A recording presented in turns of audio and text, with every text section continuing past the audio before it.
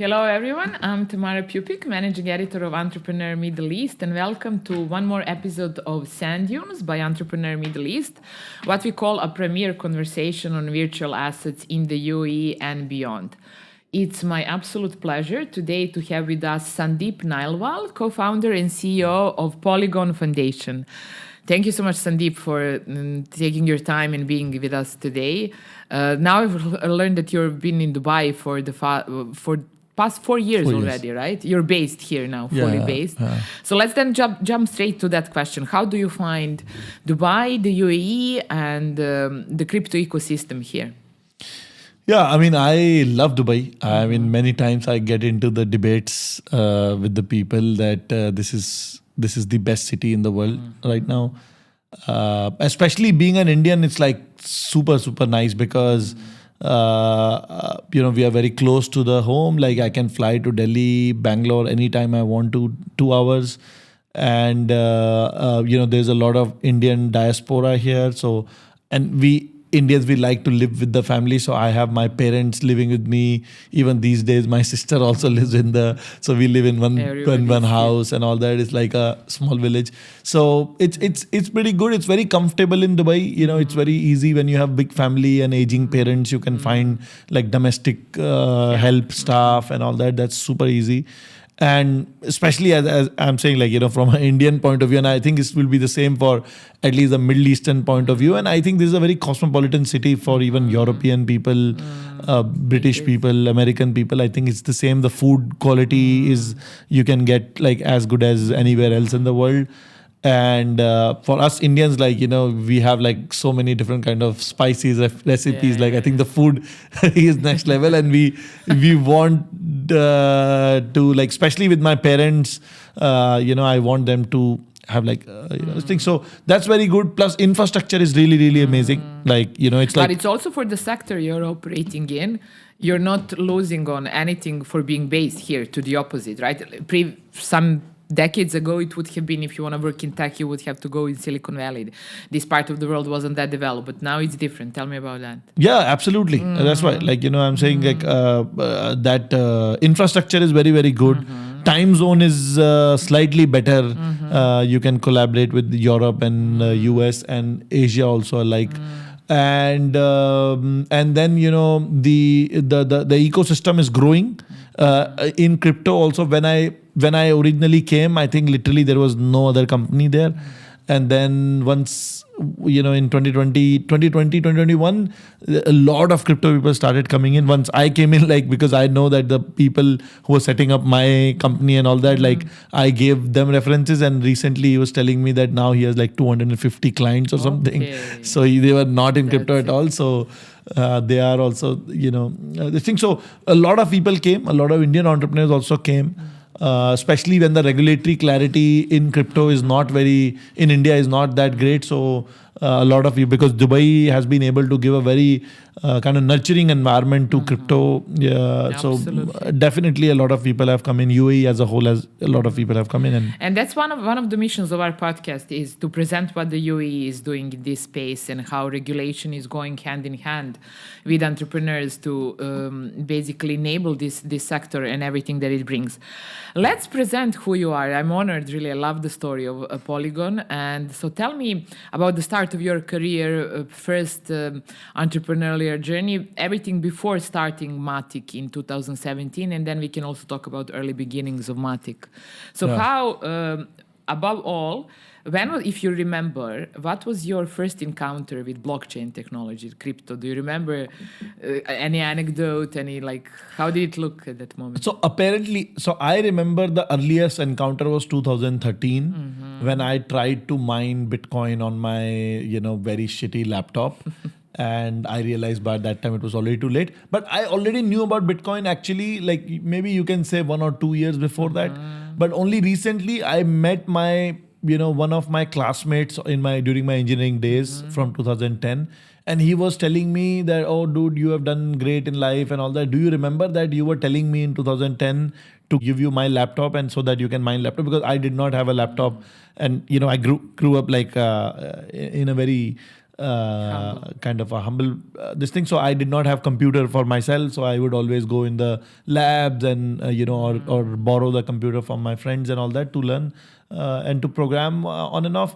And so he was selling that. I was asking him his laptop. So I think maybe by then only I was thinking about Bitcoin only from the mining perspective. For me, it was like, okay, you can mine some Bitcoin. And you don't which remember is that. I absolutely don't remember. I only remember in 2013 when I tried to mine. This was the time when I was doing my MBA from IIM Mumbai, and which is previously NITI Mumbai. And that time I remember setting up the node and everything and realizing that it is too much. So of course, like I would have known about Bitcoin before that, but I don't have a recollection of since how long I knew that there is something like Bitcoin exists. But in 2013, when I thought that, okay, let me read about it. Like when the mining was not happening, I went and I opened one blog post where I read only first paragraph. It says that Bitcoin is some sort of digital native money, which has no backing of its value, but it is valued because people value it. And I thought this is some sort of a scam, like this is some MLM marketing or something, right? So I said like, okay, this is a scam. Like obviously I don't want to do it.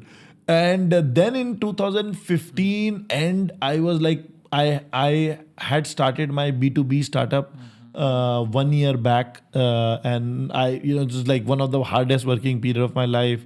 I started making some money and all that, but I realized that, in this B2B startup, I was building it as a marketplace. And I realized that, I was becoming the center part of the business. So there was no leverage for me to scale it up. Like if I hire anybody, the businesses are actually literally trying to work with me, right? So I said that, this way I won't be able to scale it. Let me try to find a way how I can, maybe I want to go in deep tech. Like I want to have, like I read or I was listening to Naval's podcast and he was talking about this leverage. I said, I want to go into the deep tech space. So, blockchain and AI was in my mind initially.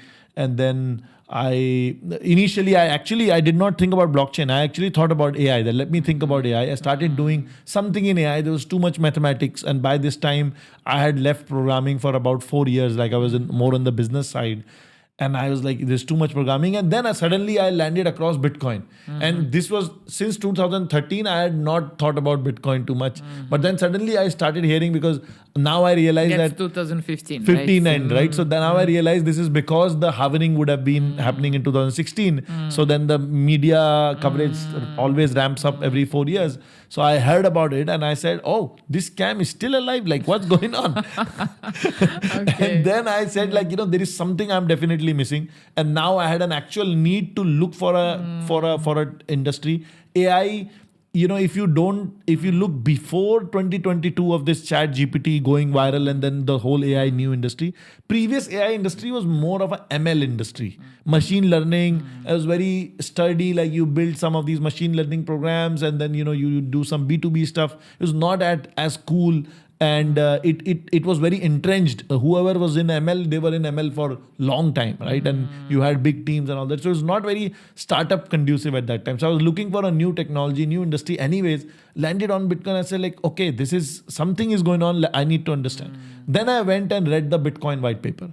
The moment I read the Bitcoin white paper, because by this time I had already done MBA, I was not only a programmer only, right? So I could understand geopolitics, economics, finance, so many other things.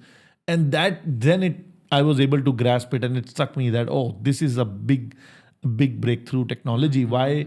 Because the engineer in me saw it as like, okay, they built a network or they have built a computer which is not run by one single party, but is run by everybody, right? And not run by anybody, but everybody.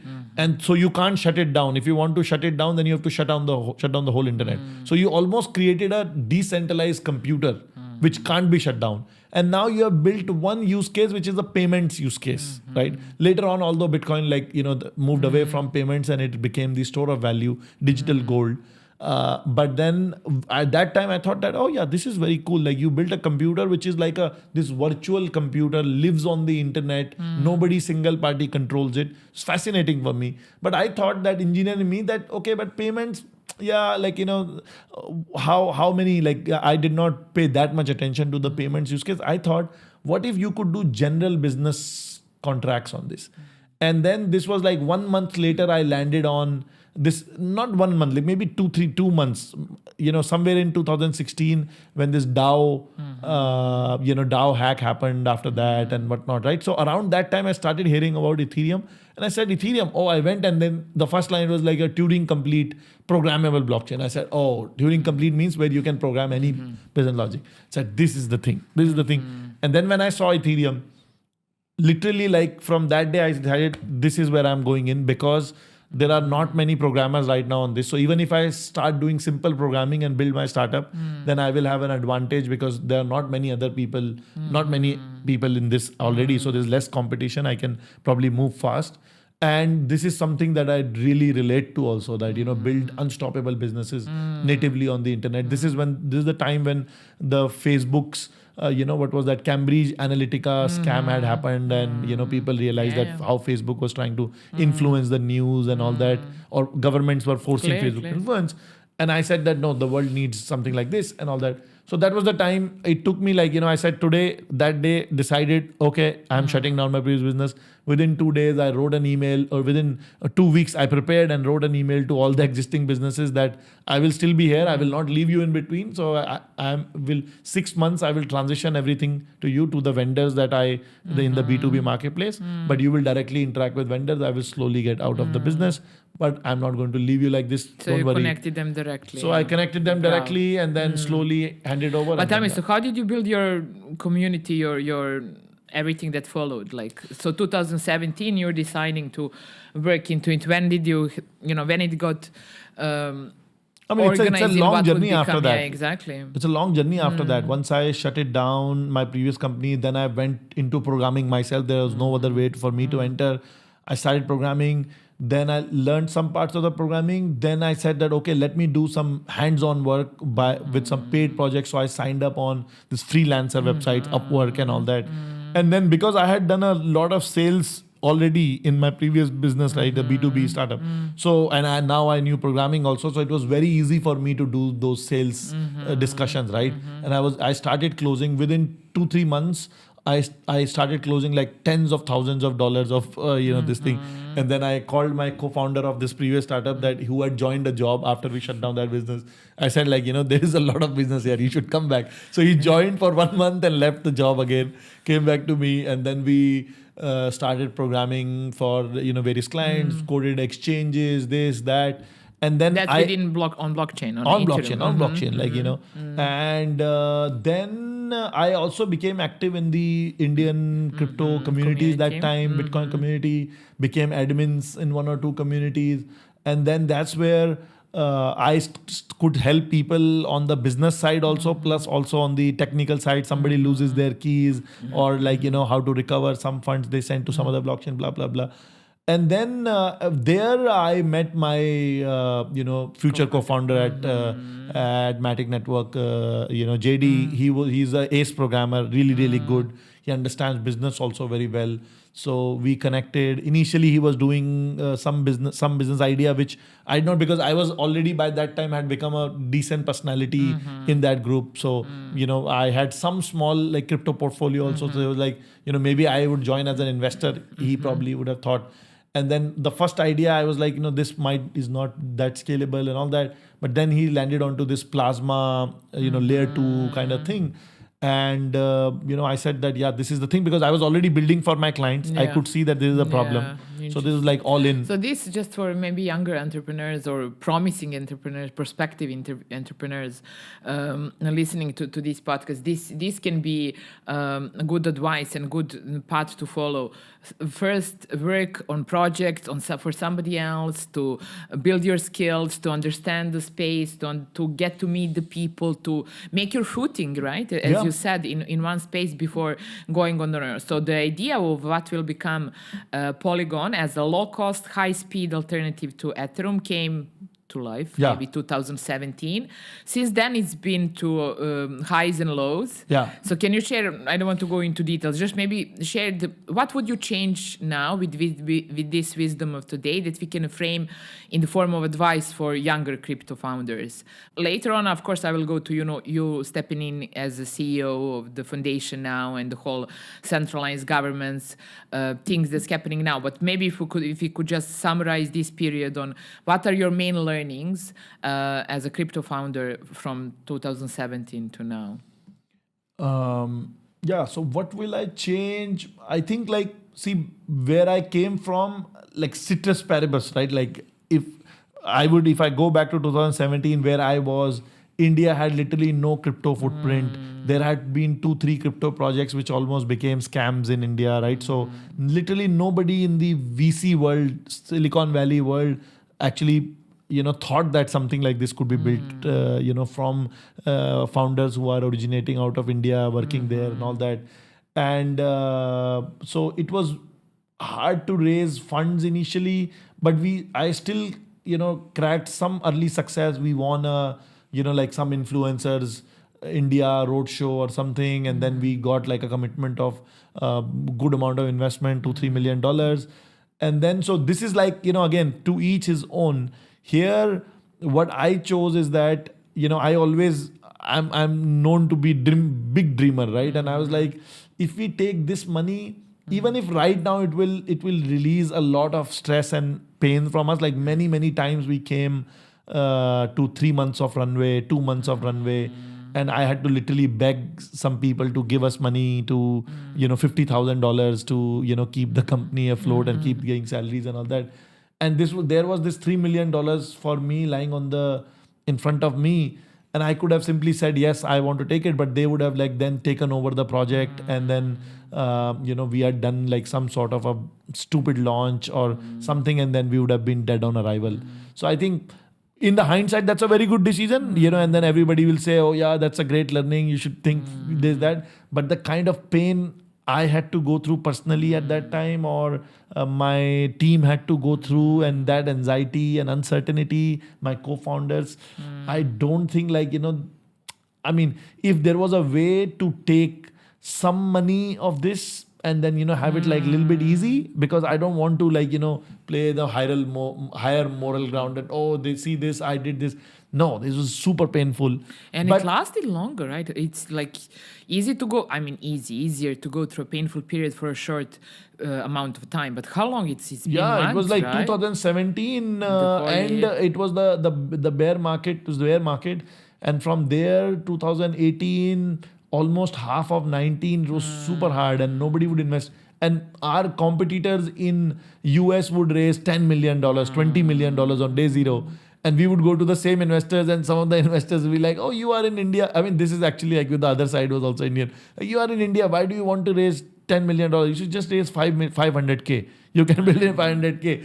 And to be honest, I said, yeah, okay, just give us 500K. Even that they won't give, right? So total, I was able to raise 265K before we could actually do our Binance IO. 265. Yeah, 265K. And when we went to Binance, Binance also had a 8-month long DD on us, whereas any other US project would take maybe 4 weeks of DD max. But we were lucky, and then there were multiple things in between. We still kept doing the right thing. I still, whatever limited money we had, I still invested in hackathons. I still went there, and I would always you see right now I'm still wearing Polygon t-shirt, right? Because there's an anecdotic story that I would always wear my t-shirt, and my co-founder JD will he felt a little bit odd, okay, I'm marketing my company, or so many people feel that. And I was no, whatever it is, there's no other marketing. There's we are moving around, that's the marketing, right? Yeah. So, but then I was on the business side, he's on the tech side, so I don't blame him for that. But I was wearing this, Polygon t-shirt, and we had applied for Binance. This is early 2019. Okay. And then the 2019, little bit, kind of bottoming up of Bitcoin was happening. And somebody knocked me in from the back, tapped me on from the back and said, oh, you are from Matic Network. Just because of my t-shirt, they realized, oh yeah, I saw your application on Binance and you are applying for this and this and that. I said, oh my God, I met Binance people. This was in Singapore. And then from there, like I kept pitching like, for 45 minutes. See, this we have done, this we have done, this, we're much better than any other big project, but nobody looks at this, that. So they looked at it, they said, okay, at least they found out that we are genuine people, because there's a lot of scam projects in crypto. That's one of my questions, and how to differentiate and how to... Yeah, right? I could tell you, like, people want formulas in life, and I always say that the God has built this game of life in such a way that you just cannot make a formula. I think he had only one formula, that there should be no formula of life, right? So he's like, if you think like work hard, and the street hawkers, street hawkers work much harder than us, right? Or the janitors would work much harder than us. The hard work doesn't give you. Work smart, like the most smartest people don't really, become big. It's a mix. It's a mix. Everything is a mix. Everything is a mix. So that's why I was telling you, like, whether taking that money and not taking the money, it could have led to like our complete failure. Like I could definitely see at that time some of my team members early on itself thinking of, and some people did leave that, oh, this is not going anywhere, right? So life is always in the middle. There is no formula. And so, but do you remember what was that kept you going, you personally? Because you have family responsibility, and you look at those people, you can't pay them, and it's for like 2 years, people. It's not like 2 months, so you can stretch it, right? And it's it goes second by second, right? Like exactly. You see second like, and it feels 2 years feel like 2 centuries in those cases. Yeah. It's super painful. I think what kept you going is, it's wrecking. I would say, the realization that it's wrecking, right? That your solution is. Or... No. Many times you actually do question that is it working or not. I think it's somewhere I can say this is about your ambition also. If you are ambitious, you want to do something, how bad you want it, right? Like, can you... And, there is this motivational video which says that, do you want it as badly as you want to breathe if you hold your breath? And if you want it as badly as you want, then you will keep taking some effort, some movement, something, somewhere.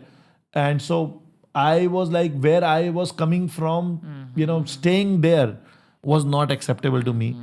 Second, I did not want anything in the middle. I think like if you've been messaged, I think we messaged on WhatsApp or Telegram or something. If you see, like I have one single mantra of life, like everything or nothing. And this has been, coming from a household where my father makes like $80 or $60 a month, not a day, a month, right? So, and then, starting to work like since I was 11 years of age or whatever, like taking tuitions for the kids and all that.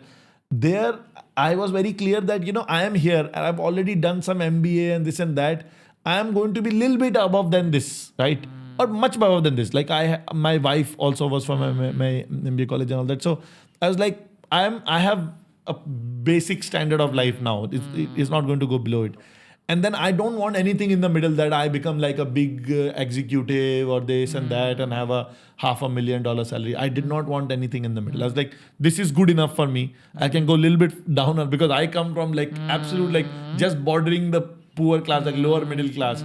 And, I don't want anywhere in this. I want to be not even in the next class. I want to be like in the elite. But it's a perfect negotiation position. Like when how they say, when you content and you're like, okay, this is good for me. I'm not going, and that's why you win, right? Because you're either the highest or else I'm okay with where I am, which is perfect. Absolutely. In any fight, like it's about like, who's the opponent who's going to put everything on the line, right? Yeah. And then that's what you do. So when was the moment when this was 2019, Binance started slowly.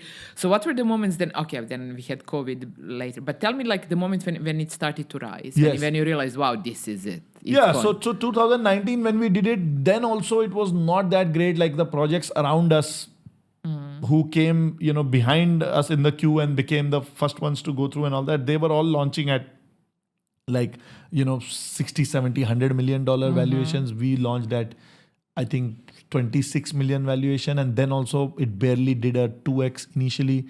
So everybody's like, this is a failure project, blah, blah, blah, blah, blah. And then, we did something, some marketing, something local geographies. People say in crypto, like, you need to go and do marketing in Korea, China, this, that. We did everything that we could do.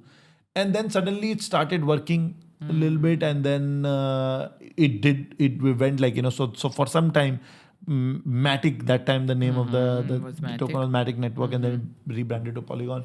That became a very very big thing, and for at least at that time in the small altcoin markets. And then from there, then I just tried to make sure that it never loses the pedestal. Like it went to a pedestal and became visible. Then we made sure that we kept doing something. But then this 2020 thing happened, and then everything crashed, and it went down to went below. I think like even went down to 70 million valuation again, right? So almost at the kind of launch or whatever, and everybody's like, most of these things will be dead. But we kept doing the right thing, build the product, build the community. Always did in a more of an iterative way, instead of like waiting and launching the network when the network is fully finished and all that. Like launched something, provided something to the developers to work on for the time being. And that happened till 2020. We did not get a lot of success. Then only in the end of 2020 or early 2021, we started seeing some success. And then, then people realized that, we did some acquisitions, and previously nobody would view us. Like once we did some acquisitions, we onboarded some people, and they brought more visibility because they were coming from different circles and all that. And once that started happening, then we got noticed everywhere, and people are like this. And then we made some big bets, like like Avalanche, the Aave, which was a lending borrowing protocol. We gave a big grant to that project to come, because also it was very clear in our minds that this community treasury, in the concept of community treasury in crypto, it is for community. It cannot be taken by anybody from team members and all that. So doing the things by right moral principles also helps. And then we use that to grow the system, and then suddenly it exploded in a big time into the global stage. And then since then it became like really big, and after that, like 1.5-2 years, it became like this $30 billion company. So how let's go like, just how big is your team? How does your day look like now? Just give me the current state first of all, the organization, then we'll go into details about the business. So currently we have around 180 people, and I lead the foundation, which is basically the key responsible body for growing the Polygon ecosystem. And then we have Polygon Labs, where I have now a CEO, Mark Boron, who's really fantastic person. He's been with Polygon for last 3-4 years, and he is leading Polygon Labs. Polygon Labs technically, in a way, because the foundation funds it, and foundation has given it some money from itself. So it reports into the foundation. And that Polygon Labs builds the protocol and everything, and now looking to build more value-added services around and top of protocol. And so that's how the structure is. Plus there are like other entities like Hadron, which has this facility in Al-Quoz here, and they do like these developer accelerator programs all across the globe. And Polygon Ventures, which is a venture arm and all that. So there are generally, but the Polygon Labs is the entity where a lot of people are working on the protocol. And now I am trying to, kind of guide them, and Mark is also guide them into building value-added services on top of protocol, which generates revenue, and which revenue can be plowed back into the protocol. Okay, so let's go now into like details. Now you're working on two important chains, POS and Egg layer, and the whole idea is to unify cross-chain, to be a unifying cross-chain layer. Tell us more about it. What's your vision in general with all of this? And with so in very simple non-crypto terms, you see Polygon created this Polygon POS, which is like, as you also mentioned, to create a faster and cheaper version of Ethereum. Ethereum is a more of a settlement layer. You can think of it as a bank, and then Polygon POS was like a Venmo on top. Right? Or like the Kareem or Talabat or whatever, like the payment app people use here is a payment app on top. Okay. Now, once we build that, this is a chain, like, where people can process the transactions. Once we build that, we realize that big enterprises have started coming into the crypto space, and they don't want to be a part of a shared chain. right? So Polygon POS is like a shared network. And blockchains now allow you to have your own networks. It's very easy to build your own networks using Polygon, ZK EVM and whatnot, like zero knowledge technology that we innovated on and created this. So now any enterprise can create their own blockchains. So the ag layer is we created this product in a way that now big enterprises can launch their own chains, but they are all still connected into one single place. So they also get liquidity and their cost of settling to Ethereum is much cheaper. But then they all work in unison as a one big network. So you can think of that way. Like we had one shared computer we made, and then we said, okay, if you want your own dedicated computers, because you are like large companies, let's say Kareem and Talabat wants to launch, they wouldn't want to be on a shared network, right? Yeah. Great comparison. So tell me now, adoption. You built something that is great, that it's obviously it's become known, acceptable. So everybody's talking about to increase retail adoption. We need real life use cases. We do have them, but still there can be more, and institutional adoption. And you also talked about the future of certain like stable coins. It's not only among the big guys, but you want to support the small guys. Let's talk about adoption in general. You can go adoption in general, retail, institutional, and towards certain areas of the sector that you want to mention. Yeah. So basically now what has happened is crypto has always had these speculative use cases, been known for speculation. That's what gives it its bad name, but also attracts a lot of retail towards it. But only now, after President Trump's regime has been very very friendly to crypto. Due to that, what has started happening is that the mainstream is now coming to crypto, and that is where Polygon's strength has been. Like last time also, when Polygon roared into the global stage, it was because it was working with all the enterprises all over the world. Like literally 50-60% of Fortune 500 worked with us on something or the other. But still the utility was not clear. Now the first time the utility in the form of stable coins and payments is being proven, right?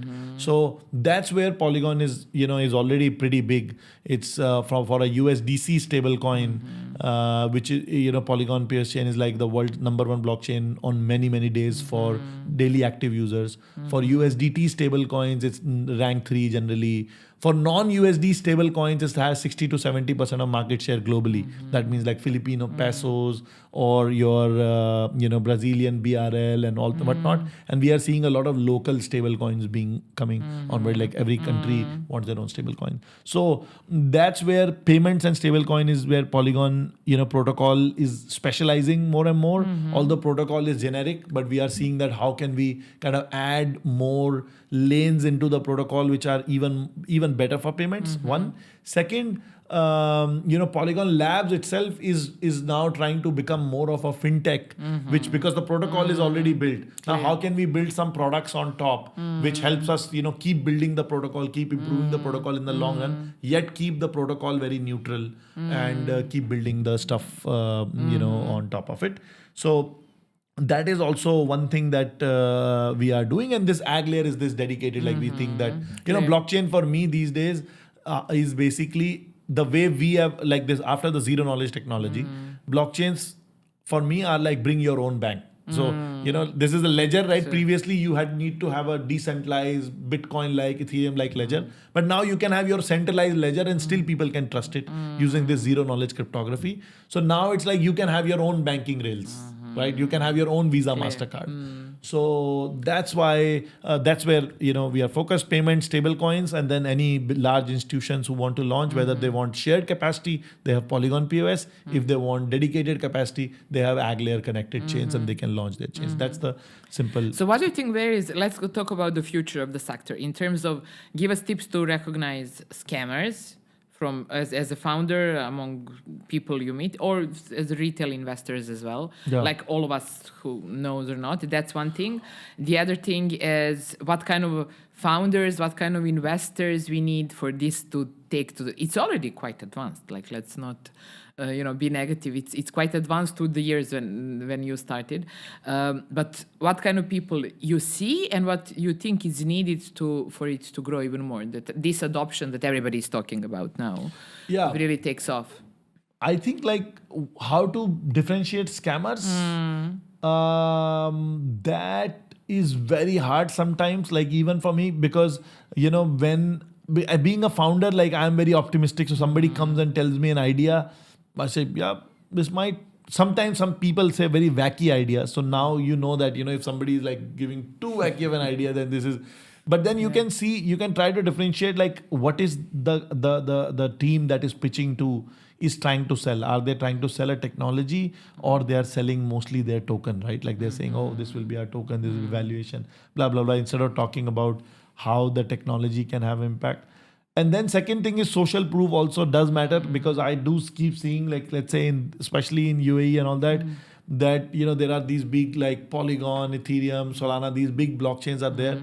And every once in a while I see some team has come up and they say that they are building the blockchain which is better than Polygon POS, Solana, Ethereum, whatever it is, right? Some big names, and you have never heard of them.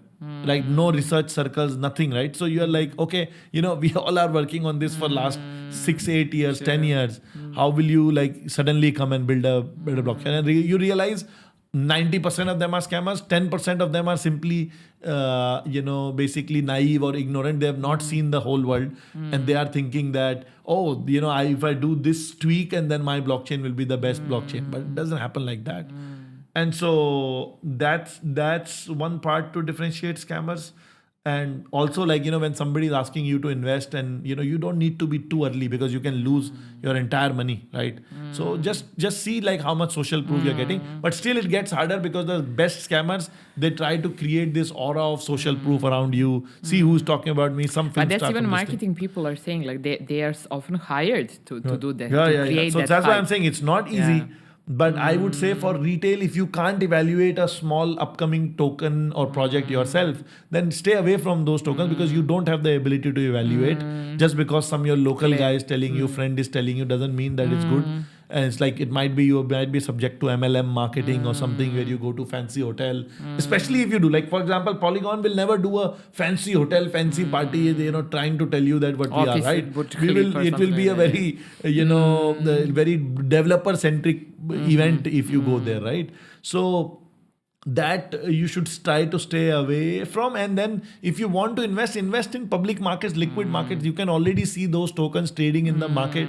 Okay, you will not have like, day zero, like 1000x return, but you can still have 10x return, but it's much better than you losing your entire capital. And second, like crypto, especially, except Bitcoin and Ethereum, I would say do not invest more than your 5 to 10% of your net worth into crypto, because you might lose it all. Except Bitcoin, Ethereum, now they're established, you can invest probably more, but others you have to be careful. Then the other part was, what do we need? Other part of your question was, what do we need for this to keep growing? I think, like, even if you are asking UAE, I would say that, we need like more not multi-stage, but we need funds at different stages. Like here, you either have very, kind of very few VC funds or individuals who are like doing some trading stuff and all that, or you directly have Mubadalas and, ADG. But you talk about business in general or only crypto? I'm talking crypto in general, right? Because, if you want to grow the ecosystem, because the startup founders from other sectors are saying the same. That's why, so it's obvious.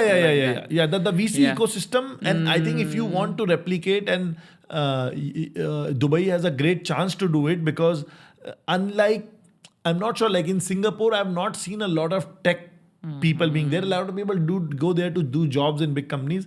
I don't see a lot of tech people. The scene is definitely growing, because you have Hong Kong there, and a lot of Chinese entrepreneurs come there, and many of them come to Singapore. So it's somewhere there. But UAE has a lot of Indian technical crowd, European technical crowd, and all that. I think what you need is this Silicon Valley like flywheel of these VCs. Like, they invested in some startups. Those startups went on to do IPOs. They made a lot of money. Then they start investing in more startups. People, or the big, employees, top employees of these companies made money. They are doing angel investments. So this kind of becomes a flywheel. So for any ecosystem, I say that this to India also, and this is my second home, right? So I say to here also that it's very important for the say the government and the ruling class to think about how can you incubate a VC ecosystem, and it takes time. So you want to incubate, bring some VCs here who invest, and then you want those companies to do IPOs. So you should create environment for like these MSME or startup IPOs, and then the IPOs make money, and then people can flow that money back into the system. So having those systems, I'm sure like people must be doing something, but I think if you want to create, if you had to razor focus on a crypto, like because Dubai or Abu Dhabi, these are like still like unlike India, which will have like hundreds of cities and all that. There's like two main cities. Concentrated somehow. You can concentrate, like you just need one tower, get like 10, 20, 30 VCs there, maybe give some rebates to external VCs to open their UAE division, and they can invest here only, and all that. And then it will invite founders, then founders will make sense. And so in 5-10 years you can create some environment like that. True. Last two questions quickly. So what's next for Polygon? What you want? What would be your key message on this interview? What you want us to know and our audience from all around the world? Polygon is very, very simple. Polygon is going all in on payments and stablecoin. And it has already become like Polygon Labs has already become a fintech built on top of this. And there are hundreds and hundreds of top brands in the world, from WorldPay to Blind Pay to whatever, like everybody is integrating Polygon and using Polygon infrastructure for stable coins. And Polygon Labs will be one of the participants who will also be building stuff on top and try to make some value-added services from that. But so if you see Polygon, instead of seeing it as a crypto company, I want people to see as Polygon as this neo bank or neo stablecoin based fintech company. It's like like a blockchain based fintech company.